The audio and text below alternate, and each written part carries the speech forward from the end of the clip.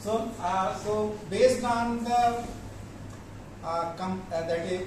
we know that a molecules, okay, is a not a rigid, because there is a vibration, okay, vibration in the molecule when the molecules are getting rotating. So based on that equation, we have a the energy, okay, the value of a energy for a linear non-rigid rotator diatomic molecules. Then based on the Schrodinger equation, the Ej equal to h square 8 pi I j into j plus 1 minus h to the power 4 divided by 32 pi to the power 4 I square r square and k, and then j square into j plus 1 square. So that is in the form of a joule. So this means if you write the energy for linear non-rigid rotator diatomic molecule, so we can write this expression. Now we have to convert this joule, okay, into wave number. Then we know the epsilon j equal to Ej by hc, and here we know that Ej value Ej equal to this value, and we will divide this value by h by c. Then it will become h by 8 pi square I c j into j plus 1 minus h cube minus 32 pi to the power 4 I square r square kc into j square j plus 1 square per centimeter. So this is the equation, okay. This is the equation for a energy for a linear rotator diatomic molecules. Now we can simplify this equation. So we know that this part h by 8 pi ic equal to b. So we can write this value bj into j plus 1 minus. So we can write this one as a d. Okay, so this will be d j square j plus 1 square per centimeter.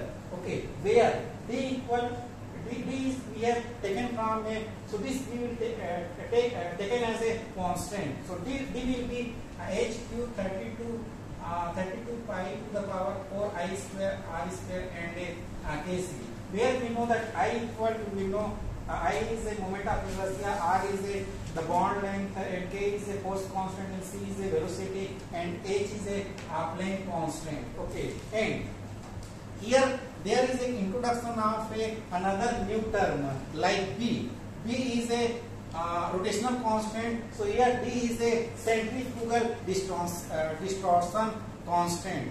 This means when the molecule is rotating, so that also there is a vibration in the molecules. And suppose the molecule is attached with some bond, and it means after when the molecule is getting a vibration, there is a compression or a extension in the bond. So there is some point will come, the bond will break. So that is why it is called the distortion constant. Okay. Then we can write the D. D means we can simplify D equal. So we know that in the previous formula that K is related to the B. So that D equal, we can write 16 B to the power 3 and pi square mu and c square divided by k. K is where force constant. Okay, and we can again another formula. We can again simplify that equation. D equal to 4 B to the power 3 by omega bar square, where omega bar is a vibrational frequency. Okay, vibrational frequency of a non-rigid rotator diatomic molecule form. Okay, and based on that formula, there is a chance of some numerical problem can arise. And now we have to see the selection rule for a non-rigid rotator. Okay, and for a selection rule for a non-rigid rotator diatomic molecule is a del J equal to plus minus 1. So that means we can derive the equation. So the non-rigid rotator diatomic molecules. Okay, there is a allowed transition between J plus 1 to J state. Then we can write this expression, and when we will solve this equation, that E J plus 1 minus epsilon J equal to 2D J plus 1 minus 4D J plus 1 to the power 3. So this is a final equation for a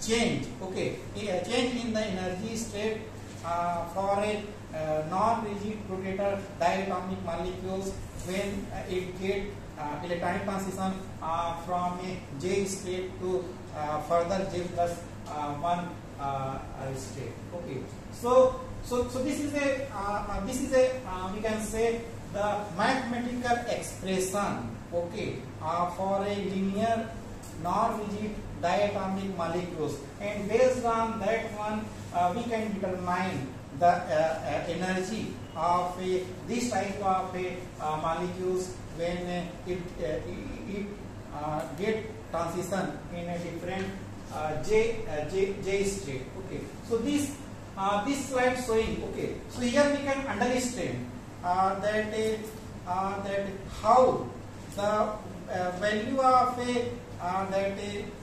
B means suppose we have the rigid molecules and a non-rigid molecules. So suppose we can here there is a rotational transition of a HF, hydrogen fluoride. So here we will assume, okay, the HF as a rigid rotator as well as non-rigid rotator, and then that time the value of the B generally express the energy of a molecule. Okay, suppose here we will see the electronic transition. Suppose from J0 to 1, 1 to 2, 2 to 3, and 3 to 4, two different J state.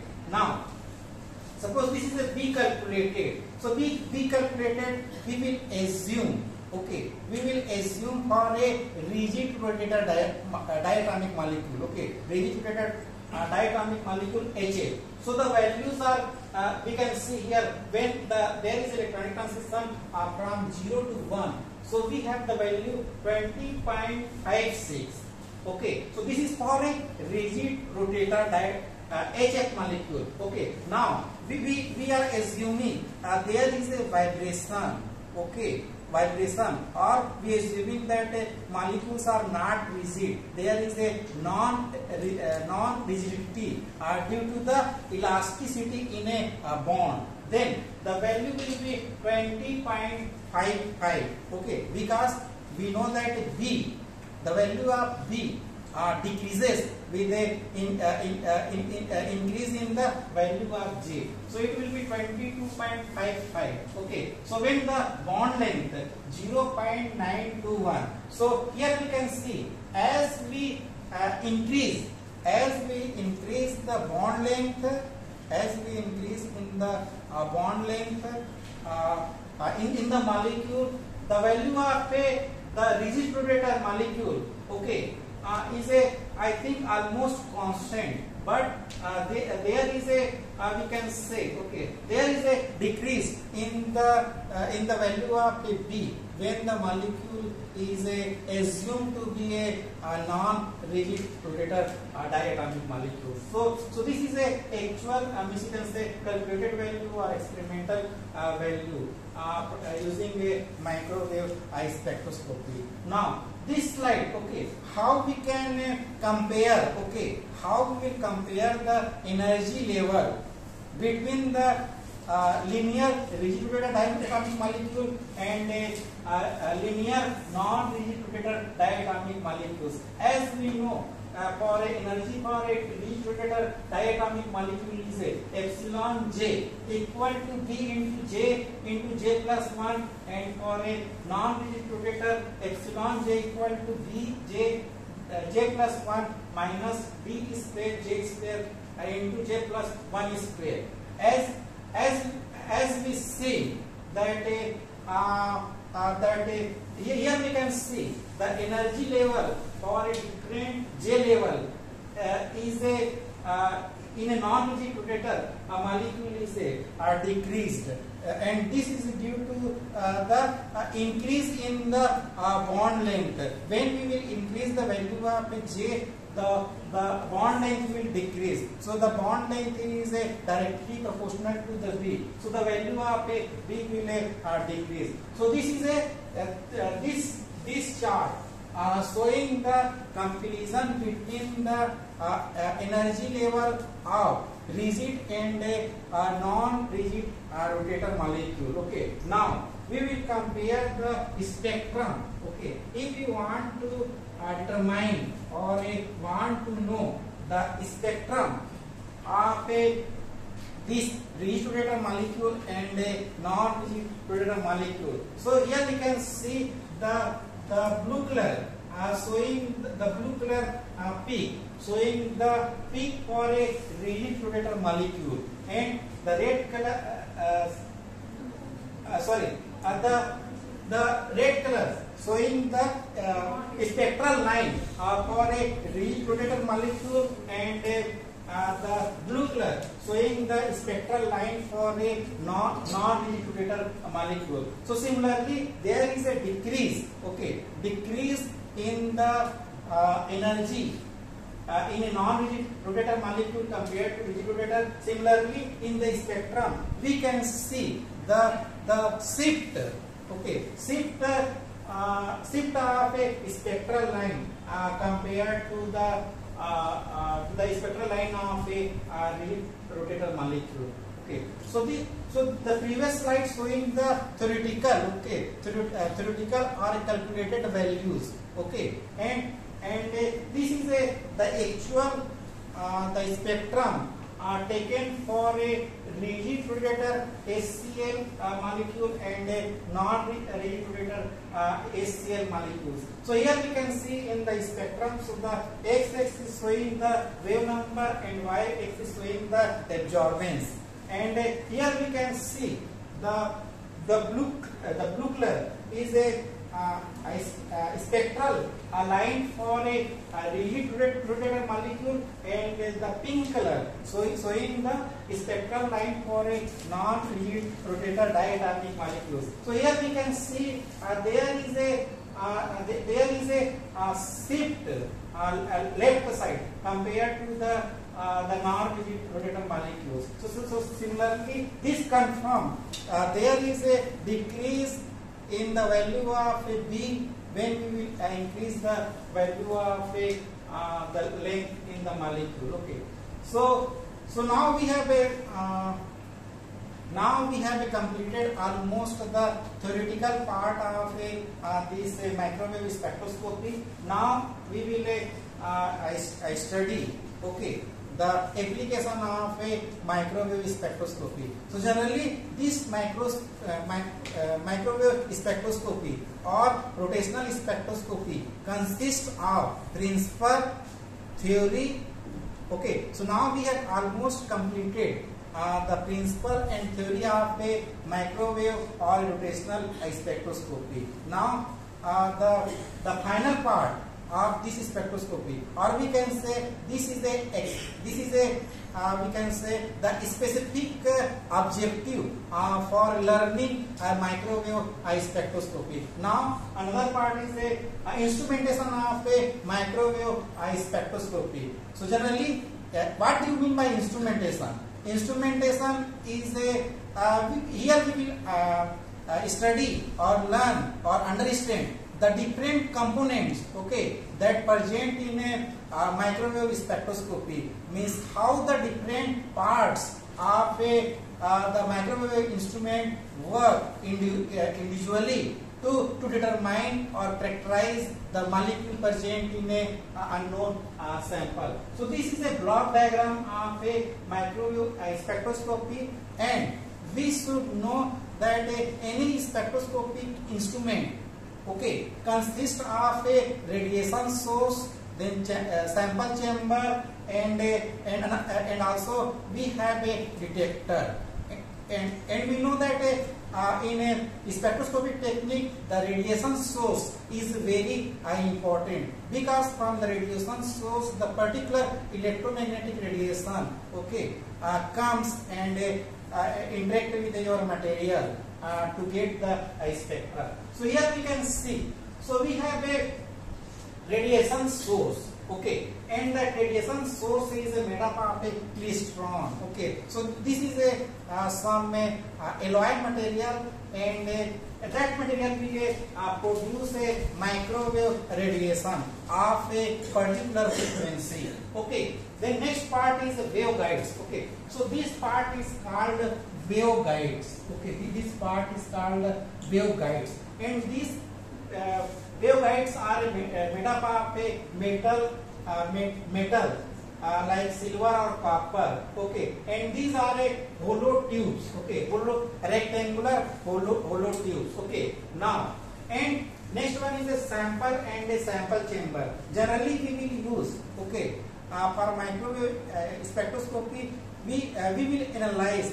the gaseous sample, okay. Now, and we will put our gaseous sample through this micro window. So this is a made up of a micro window, okay, thin plate. So we will put our sample through this micro window, and when this microwave radiation passes through your molecule, and there will be a interaction with the molecule, and that after the interaction it goes to the detector, and detector is generally a radio receiver, or it is a made up of a crystal detector. So this is the working principle of a microwave spectroscopy or a rotational spectroscopy.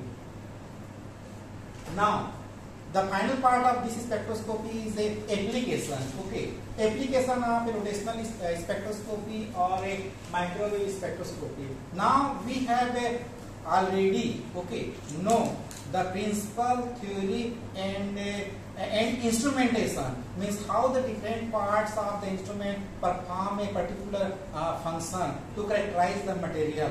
Now, so this is very important part of a microwave spectroscopy. After learning the principle and theory, how this instrument we can apply in a real sample analysis in a future. So first application is a environmental monitoring. So this environmental monitoring, as we know, so the environment like different pollutants like carbon monoxide, carbon dioxide, or oxides of nitrogen are harmful, okay. And if you will collect the gaseous pollutant into the lab, and we can analyze the quantitative amount of these pollutants, air pollutants, from a sample using a microwave spectroscopy. Then another one is a chemical kinetics.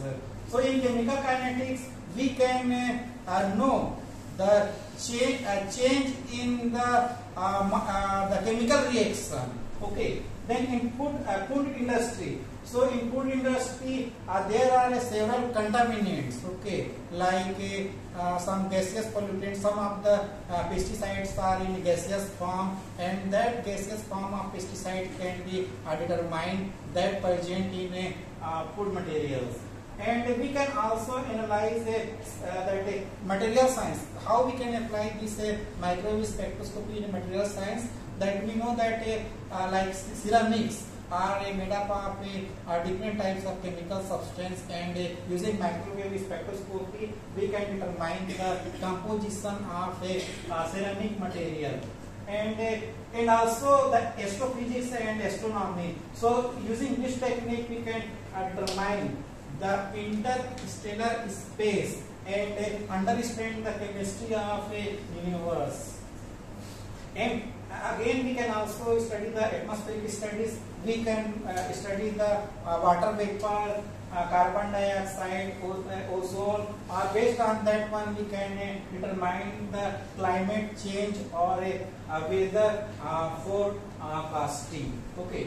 Then we can also apply in a pharmaceutical and drug development. Chemical process control means chemical process control means if you are synthesizing any organic compound in a lab or any inorganic compound in the lab and different state, we can know whether we have synthesized our end product, okay, or we can also determine the impurity in the synthesized product. We can also apply this microwave spectroscopy in defense and security, such as detection of explosive or hazardous materials, both in the field of a security checkpoint. And finally, we can apply this technique for a medical diagnostic. Okay. So this is the end of this topic. Thank you.